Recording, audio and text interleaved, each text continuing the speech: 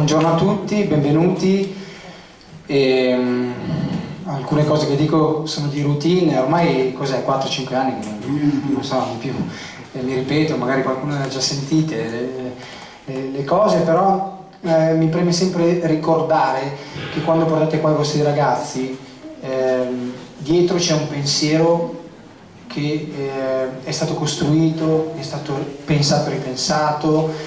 L'Academy, che ha lavorato in questi anni come, diciamo, come ricerca e sviluppo del Milan,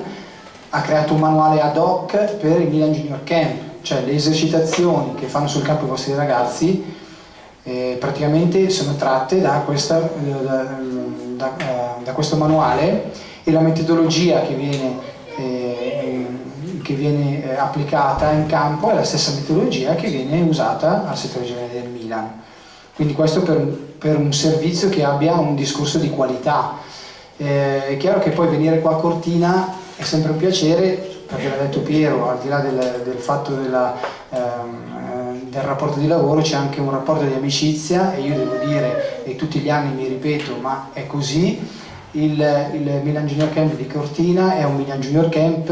che associa alla quantità, perché voi vedete quanti ragazzi vengono, un discorso di grandissima qualità, ed è per questo che ottiene un grandissimo successo tutti gli anni.